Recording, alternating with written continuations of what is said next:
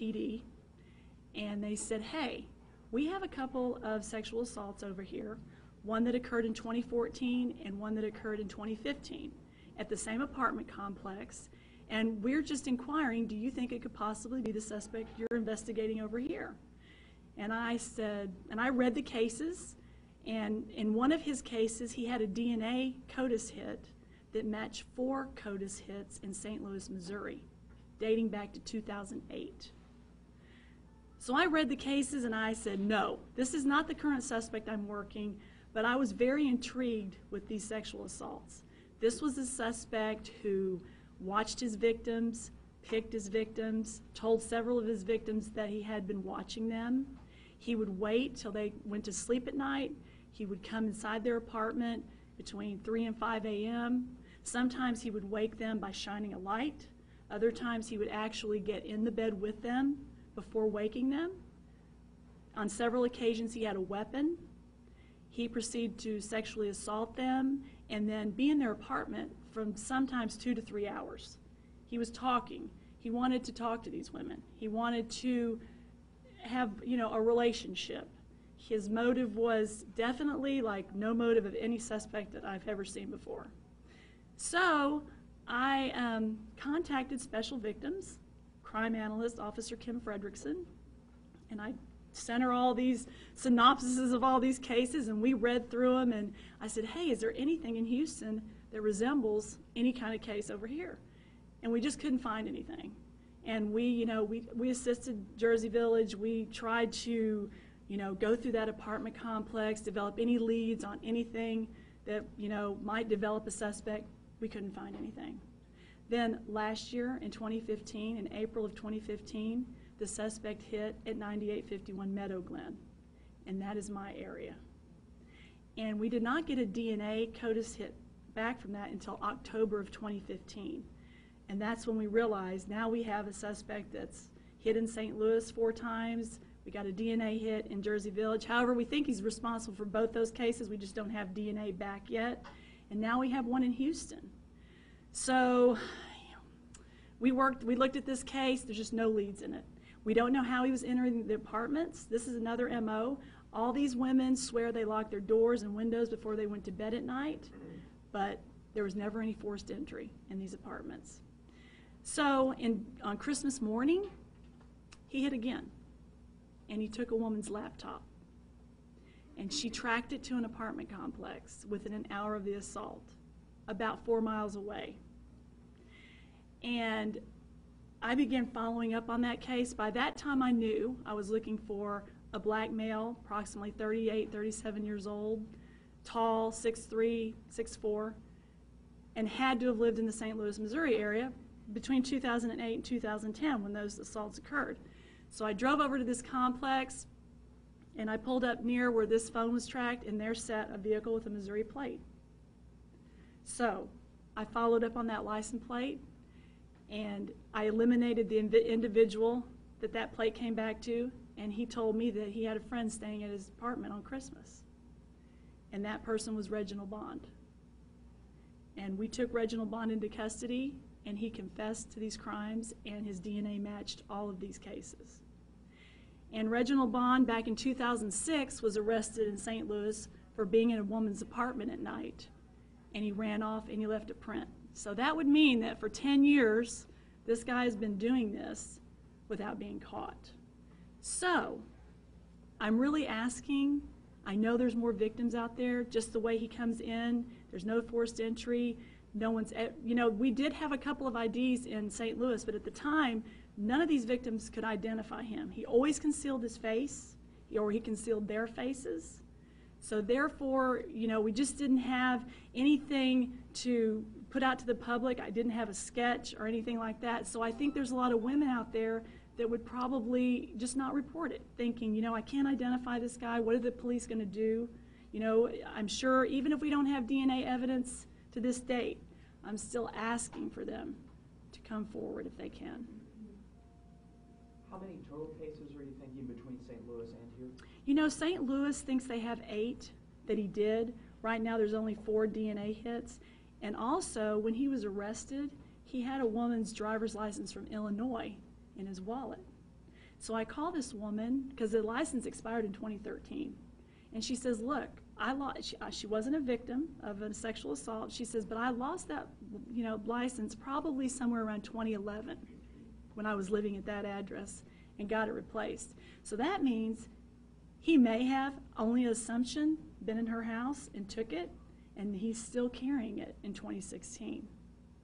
So, I think there is a lot of victims. So hopefully St. Louis is now going to get with Illinois, because, a lot of times states we just don't, and if they have kits there that they haven't analyzed, now his DNA will be in the system. So hopefully St. Louis will encourage them to, if they have any MOs like that, they'll at least do those kits. You said he was staying at a friend's house in Houston. Has he been living in Houston? He has been living in Houston since 2012, and he lived very close to 9801 Meadow Glen, where my cases happened. Is there any connection between the women that he targets? Are they a certain profile? Do they look like? There were several black female victims, a couple of Hispanic female victims. I think they look similar. When we talked to him, he wouldn't give us any specific, a couple of times he said, no, that was the first time I ever saw her. But several victims said he told them he'd been watching them and knew their, pattern of coming home, what time they were going to be there. A couple of victims' boyfriends were out of town. So the only way he would have known that is if he'd been watching. How was it entering the apartment or the... We asked him, and he didn't say, he wouldn't give us, and he goes, none of the apartments had forced entry, right? And I said, right, and he goes, that's apparently something, I don't know. I think back in 2006 when he entered that woman's apartment, he was a burglar. There's probably, he had, he knew how to get in apartments. And in a couple of the cases, he would leave the door standing open in case he needed to run out of there. And several of these victims said, I know I locked my door before I went to bed, because they're living alone. I mean, when you live alone, that's one of the things you check. You make sure your door is locked when you go to bed.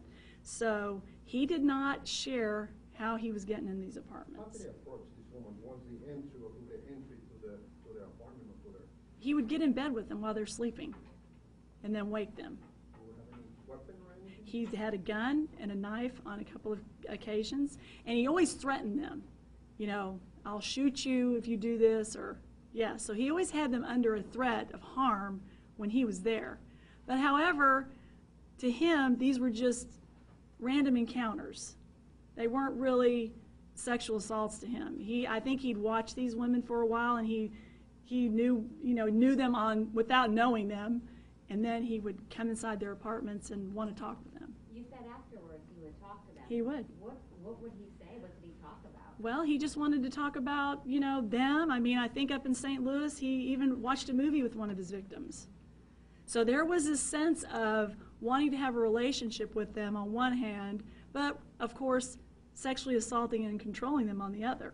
So this is an MO that I know that if there's any victims out there, they will know that this was the guy. All the cases that you've worked on, can you describe the overall creepiness of this one? I mean, is this kind of... Yeah, this is a true serial suspect that actually takes the time to pick their victims, plan it, go in, and it was a random, it was a random pattern. But however, I'm only knowing about the cases that have been reported, so there may be a lot of cases in between there that I don't know about. Why was he only charged with the burglary with intent and not straight up sexual assault? Well, burglary with intent to commit sexual assault and sexual assault. He was charged with that because it's the same degree, and honestly, he was going in as a burglary. I mean, he would steal things from these women's apartments, but the DA, on her behalf, wanted to file him that way.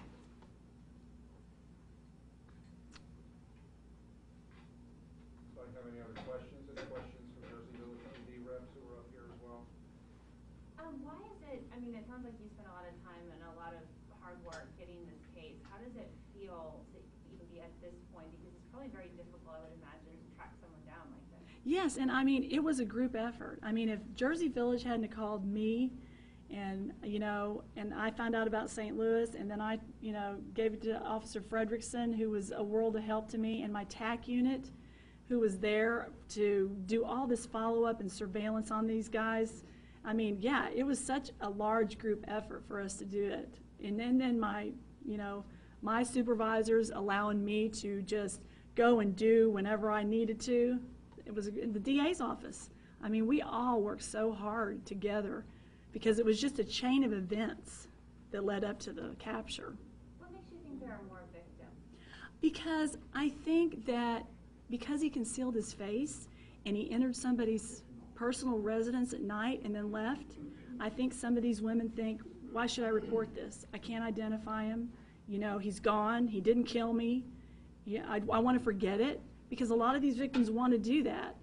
But sometimes when you internalize that, it's not good either. So, and the thought of, okay, there's a person that attacked me and he's still out there. Is he still watching me?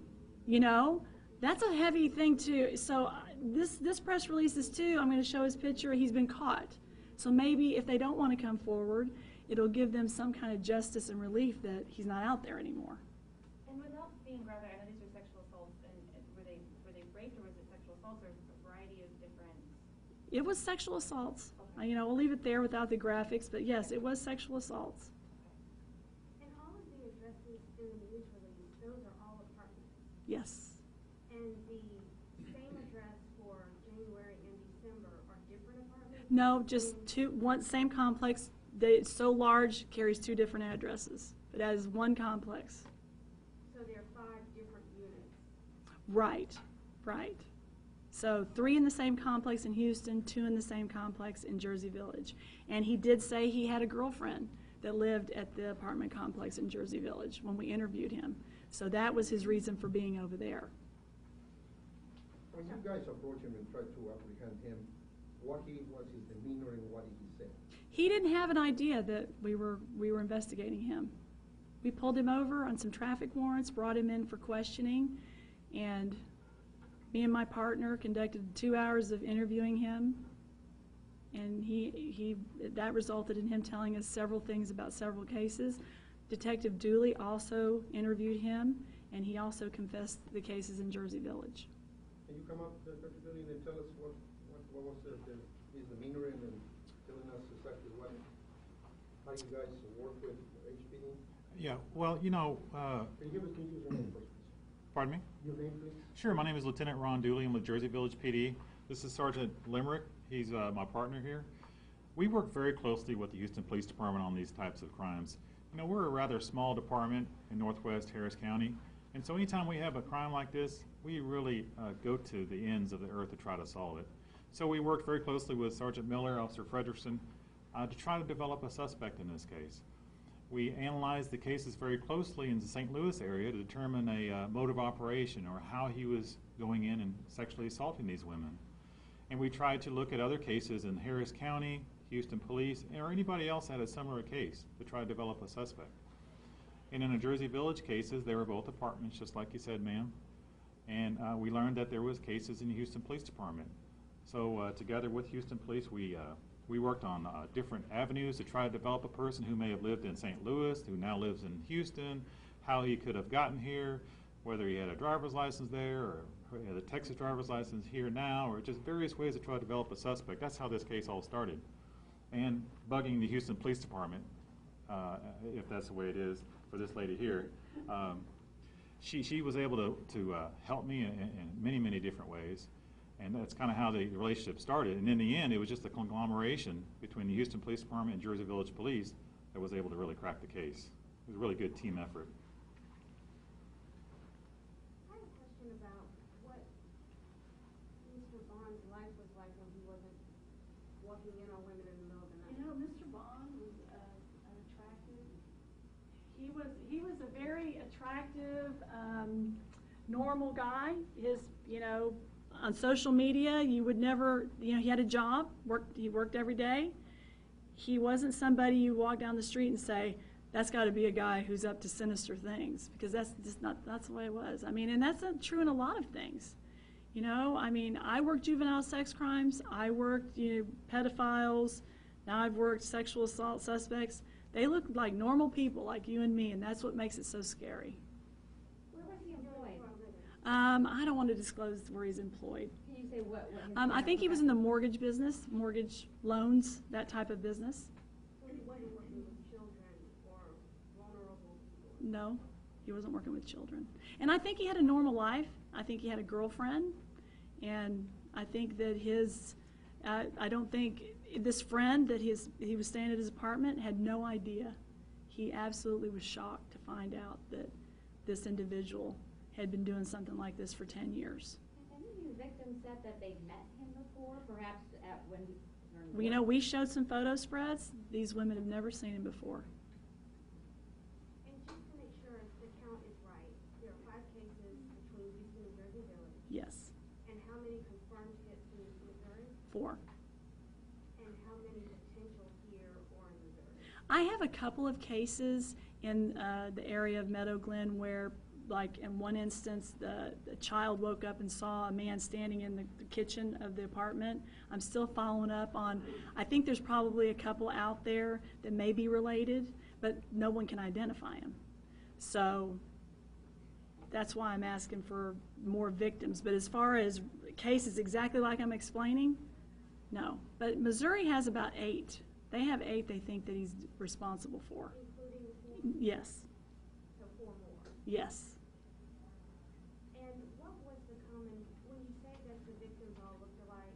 I said they look similar. I mean, longer hair, you know, but that's just my opinion. So I don't know if he was into, you know, picking people who looked alike, or was it an opportunity when he was out and he happened to see somebody that just became his next victim. That we don't know. He wouldn't tell us that. I asked that. And you stopped him on the traffic warrant? I had a warrant for his arrest, but we stopped him, and he also had traffic warrants. So he was brought in for questioning, and then he confessed. And when was that? That was January 22nd. So you've had him in custody about 2 weeks. Yes. Why have you waited until today? Well, because I needed to talk to all my victims. St. Louis came down. They needed to do their work. And then I have to work with PIO about a date to do it. So that's why it's today. Why is it important for other women to come up? Some might say, oh, well, you got him. It's okay. I don't need to come forward. Because when you go through prosecution of something like this, and you go into the punishment phase, you want to show the pattern of his victims and how many people he did this to, so that, you know, it's an understanding of this is a person who is capable of doing this much. So I think it's important for, you know, everybody to come forward. And can everyone who's standing here just identify themselves left to right so we know who is here today? I'm Lieutenant Gunter with the Special Victims Division, Adult Sex Crimes Unit. Sergeant Tony Moore, Robbery Division, West Squad. Officer Frederickson, Special Victims as well. Officer Kim Miller, robbery. I'm Lieutenant Dooley with Jersey Village Police. I'm Detective Sergeant Devin Lemrick, Jersey Village Police Department. Any other questions? All right, thank you.